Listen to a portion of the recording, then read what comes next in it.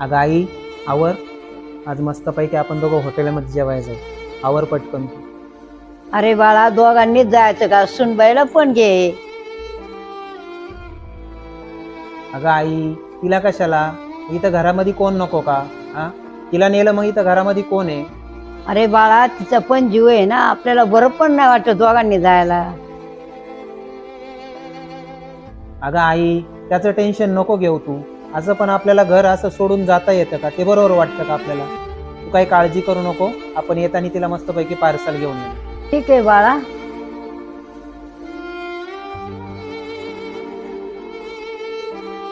अगं हे घे पार्सल आणि जेवण करून घे जा. आलेच जेवण तुम्ही? मला नाही नेता आलं तुम्हाला? अगं दरवेळेस तर तुलाच घेऊन जात असतो, तेव्हा तू आईचा विचार करते का? हां, तेव्हा तू म्हणत असते का आपल्याबरोबर आईला पण घेऊन जा?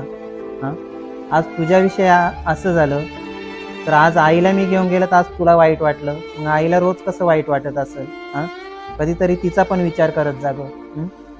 आपण आठवड्यातून 2दा बाहेर जेवायला जातो. ती कधी हट्टाने म्हणते का मला जेवायला घेऊन जा म्हणून? हां, तिचा पण जीव आहे गं. खरंच चुकलंच माझं. ठीक आहे, जाऊ दे. इथून पुढं काळजी घेत जाऊ आपण. कधीतरी आईला पण घेऊन जात जाऊ. हो चालेल. आई, खरंच आमचं खूप चुकतंय ना.